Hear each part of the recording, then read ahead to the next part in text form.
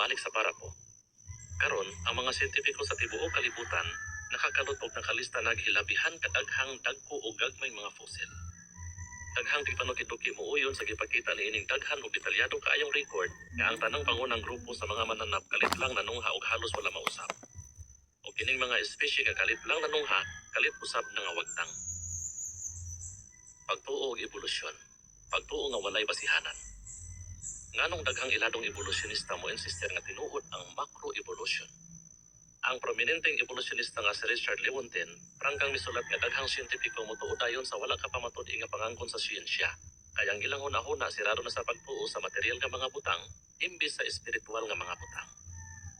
Daghang siyentipiko dili motuo nga posibleng dunay intelihenteng tigdisenyo, kay sumala sa gisulat ni Lewontin, dili gayud kami makadawat nga dunay maglalalang. Bahin niini, ang sosyologo nga si Rodney Stark gikutlo sa Scientific American nga nagingon. Mga 200 ka tuig nang giduso ang ideya na kung gusto kang makabatog panghuna-huna nga sama sa siyentipiko, kinahanglang dili ka magpa-impluwensya sa relihiyon. Siya dugang miingon nga sa mga universidad nga nanawkiduki, ang mga siyentipikong nagtuo Diyos nagpakahilumlang. Kung mutuo ka man ugali nga tinuod ang macroevolution, kinahanglang mutuo pod ka nga ang agnostiko o ateistang mga siyentipiko dili magpadala sa ilang personal nga pagtuo bahin sa ilang eksplanasyon sa mga nadiskubrihan sa siyensya. Kinahanglang mutuo ka nga napatungha sa mutasyon ug natural selection ang tanang matang sa kinabuhi. Bisag ipakita sa usa ka siglong panukiduki nga wala kayo'y bug-os bag-ong espisye ang napatungha pinaaging mutasyon. Kinahanglang mutuo ka nga ang tanang linalang anam-anam nga nausabigan sa usa lang ka ginikanan. Bisan pag ang mga fossil klaro kaayong nagpakita nga ang pangunang matang sa mga tanom o mananap kalit lang nanungha o dili kay anam-anam nga nahimong laing matang bisan sa paglabay sa taas kaayong panahon. Ikaingon ba nga kining matanga sa pagtuo gipasukan sa kamatuoran o sa kabakakan? Usa ang pagtuo og ebolusyon mao'y pagtuo nga walay basihanan. Ani apay dugang impormasyon? Unsay imong tubag? Unsay imong itubag sa pangangkon nga ang microevolution kuno mao'y pamatuod nga dunay nahitabong macroevolution? Nganong hinungdanon ang ebidensya nga gipakita sa fossil nga ang kadaghanang espisye wala kayo'y kausaban paglabay sa taas kaayong panahon? Siyensya ug ang asoy sa Henesis. Daghang tawo moingon nga nagkasumpaki ang siyensya ug ang asoy sa Biblia bahin sa paglalang. Apan ang tinuod nga nagkasumpaki, dili ang siyensya ug ang Biblia, kundi ang siyensya ug ang ideya sa mga fundamentalistang Kristohanon. Ang uban kanila mo insister nga sumala pa kuno sa Biblia, ang paglalang sa universo gihimo sulod sa unom katag 24 oras nga adlaw, mga 10,000 ka tuig kanhi. Apan ang Biblia wala magtudlo ni ana. Kung gitudlo pa kana sa Biblia, nan ang daghang kaplag sa siyensya sa miaging usa ka gatos ka tuig, makapaduha-duha sa gipamulong sa Biblia. Gipakita sa pagtuon sa Biblia nga wala kini magkasumpaki sa nadiskubrihan sa siyensya. Busa ang mga saksi ni Jehova dili modawat sa gitudlo sa mga fundamentalistang Kristohanon, itong nagtuo nga ang pagpangalang gihimo sulod sa unom katag 24 oras nga adlaw. Ang mosunod mao gayud ang gitudlo sa Biblia. Kanusa nagsugod ang sinugdanan? Ang asoy sa Henesis gisugdan sa simple apan sa persadong mga pulong. Sa sinugdan gidalang sa Dios ang mga langit ug ang yuta. Henesis 1:1. Daghang eskolar sa Biblia muuyon nga kining mga pulonga naghubit sa usa ka buhat sa paglalang nalahi sa mga adlaw sa paglalang nga gisaysay sugod sa bersikulo 3. Lalom kining kahulugan. Sumala sa pasiunang mga pulong sa Biblia, ang universo laki pang atong planetang yuta, naglungtad na sa wala pa magsugod ang mga adlaw sa paglalang. Gibanabana sa mga geologo nga ang yuta naglungtad nag 4 bilyones ka tuig. O gibanabana sa mga astronomo nga ang universo naglungtad nag mga 15 bilyones ka tuig. Kinibang ilang nadiskubrihan o tingali ang mga kausaban unya sa ilang pagsabot sa edad sa yuta o sa universo nagkasumpaki sa giingon sa Henesis 1:1? Wala. Ang Biblia wala maghisgot og eksaktong edad sa mga langit ug sa yuta. Ang siyensya ug ang Biblia wala magkasumpaki. Unsa kataas ang mga adlaw sa paglalang? Kumusta ang gitas-on sa mga adlaw sa paglalang? Literal ba kining tag 24 oras? Mao kanay pagtuo sa uban kay ang magsusulat sa Henesis nga si Moises naghisgot sa adlaw human sa unom ka adlaw nga paglalang ingong sumbanan sa siliman ng igpapahulay. Busa ang matag usa ka adlaw sa paglalang mao'y literal nga 24 oras. Nahiuyon ba kini sa giingon sa Henesis? Wala. Ang Hebrehanong pulo nga gihubad og adlaw mahimong magpasabot og lain-laing gitas-on sa panahon, dili lang 24 oras. Pananglitan, sa nagsumaryo bahin sa pagpanglalang sa Dios, gihisgutan ni Moises ang tanang 6 ka adlaw nga paglalang ingong 1 ka adlaw. Dugang pa, sa unang adlaw sa paglalang, gitawag sa Dios ang kahayag nga adlaw, apan ang kangit-ngit iyang gitawag nga gabi. Genesis 1:5. Dinhi, bahin lang sa 24 oras na yugto ang gihubit sa terminong adlaw. Usa wala gayoy giingon ang Biblia nga 24 oras lang ang gitas-on sa matag 1 ka adlaw nga paglalang. Nan, unsa kataas ang mga adlaw sa paglalang? Walay giingon ang Biblia. Apan ang mga pulong sa Genesis Kapitulo 1 ug 2 nagpakita nga taas-taas na yugto sa panahon ang nalangkit. 6 ka yugto sa paglalang. Gisulat ni Moises ang iyang asoy sa pinulungang Hebrehanon. O iyang gisulat kini sumala sa panglantaw sa tao dinhi sa yuta. Kining duha ka punto ug ang kamatuoran nga ang universo naglungtad na sa wala pa magsugod. Ang mga yugto o mga adlaw sa paglalang makatabang sa pagsulbad sa daghang isyu bahin sa asoy sa paglalang. Sa unsang paagi, ang pagtuon sa asoy sa Henesis nagpakita nga ang pagpanglalang sugod sa unang adlaw nagpadayon hangtod sa usa o kapin pang mga adlaw nga misunod. Pananglitan, sa wala pa magsugod ang unang adlaw sa paglalang, ang kahayag sa naglungtad ng adlaw wala pa makaabot sa yuta tungod tingali sa bagang panganod. Sa unang adlaw, kining bagang panganod, anam-anam nga nanihag ug ang jutay nga kahayag nakalapos sa atmosfera.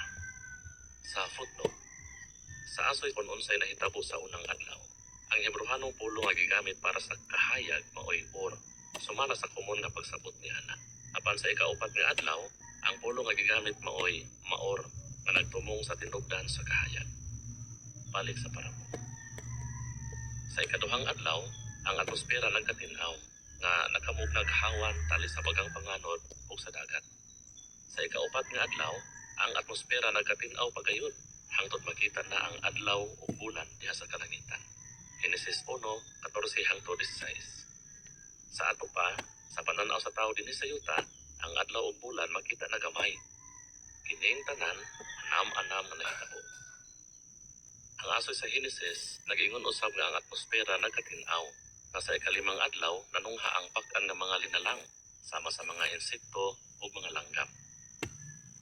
Ang asoy sa Biblia mahimong sabton nga daghang gipanglalang sulod sa matag 1 ka adlaw o yugto sa paglalang nga anam-anam nga gipanglalang imbis sa usa lang ka higayon nga tingali ang uban nagpadayon hangtod sa sunod pang mga adlaw sa paglalang. Sa footnote, pananglitan, sa ika-6 nga adlaw sa paglalang, gisugod sa Dios ang mga tao sa pagdaghan o sa pagpuno sa yuta.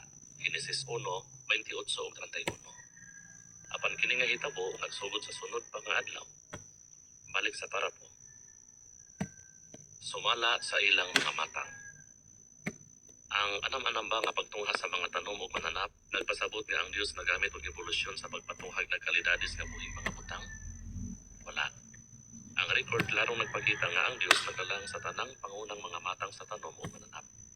Kini bang orihinal nga mga matang sa tanom o mananap, giprograma ng daan nga makapahiangay sa nag-usab-usab nga kahimtang sa kinaiyahan?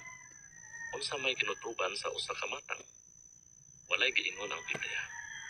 Apan kini nag-ingon nga ang buhing mga linalang may dagsang sumala sa ilang mga matang. Genesis 1:21. Sa ato pa, dunay kinutuban ang gidaghanon sa panagkadaiya sa usa ka matang. Ang mga fossil o ang modernong pagpanukiduki nagpalig-on sa ideya nga ang matang sa mga tanom o mananap wala ra kaayo mausab paglabay sa taas nga panahon. Sukwahi sa giingon sa mga fundamentalista, ang Henesis wala magtudlo nga ang universo, lakip ang yuta ug ang tanang buhing butang diha niana, gilalang sa mubong yugto sa panahon, nga pipila lang kalibo ka tuig sa miagi. Hinunua, ang giingon sa Henesis bahin sa paglalang sa universo ug sa pagtungha sa kinabuhi dinhi sa yuta, nahiuyon sa dili padugayng mga kaplag sa siyensya. Tungod sa ilang pagtuo sa teorya sa filosofiya, daghang siyentipiko dili motuo sa giingon sa Biblia nga ang Dios mao'y naglalang sa tanang butang. Apan makaiikag na sa karaang basahon sa Biblia nga Henesis, si Moises nagsulat nga ang universo dunay sinugdanan o nga ang kinabuhi hugna nga nanungha sulod sa mga yugto sa panahon. Sa unsang paagi si Moises nakakuhag impormasyon nga nahiuyon sa siyensya duulan sa 3,500 ka tuig na kanhi tungod sa usa ka katuohang eksplanasyon. Ang usa nga dunay gahom ug kaalam sa paglalang sa mga langit ug sa yuta naghatag kang Moises og kahibalo nga tugma sa siyensya. Nakahatag kinig lig-on nga pamatuod nga ang Biblia inspirado sa Dios. 2 Timoteo 3:16. Apan tingali, makapangutana ka kung importante ba gayud nga motuo ka sa asoy sa Biblia bahin sa paglalang. Tagda ang makapakumbinser nga mga rason kung nganong angay kang motuo. Ania pay dugang impormasyon.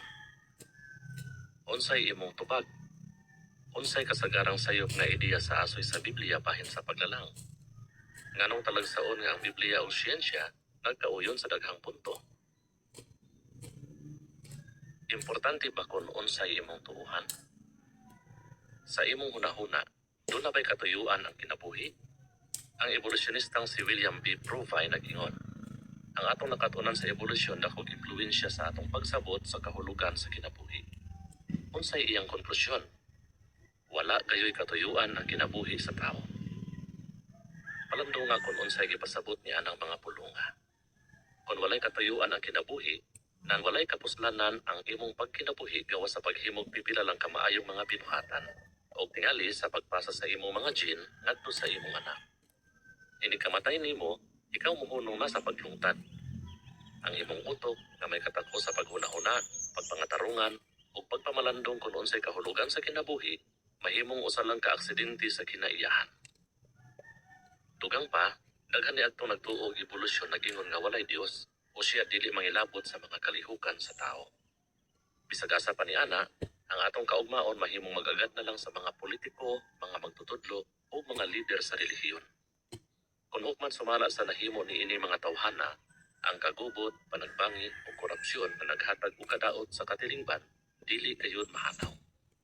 Kung tinuod pa ang evolusyon, murag duna kitay katarungan sa pagkinabuhi subay niini nga panultihon.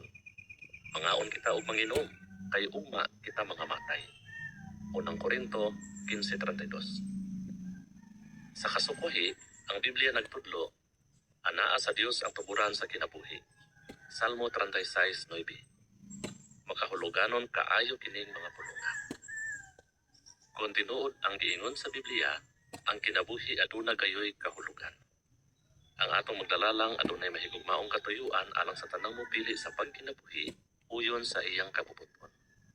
Kanang kabubuton naglakip sa ating kinabuhi diha sa usa ka kalibutan nga walay kagubot, panagbangi ug korupsyon ug wala usay kamatayon. May maayong katarungan ang milyon-milyong tao sa kalibutan sa pagtuo nga ang pagkahibalo bahin sa Dios ug ang pagkamasinugtanon kaniya makahatag gayud og kahulugan sa kinabuhi. Kana nga pagtuo dili hinanduraw lamang. Klaro kaayo ang pamatuod. Ang kinabuhi gilalang. Ania pay dugang impormasyon. Unsay imong tubag? Unsay imong tuuhan? Nga kita mitungha pinaaging evolusyon o nga kita gilalang? Nganong kanay imong tubag? Unsa ang pipila ka maayong katarungan sa pagsusi sa basihanan sa imong pagtuo? Katapusan sa evolusyon.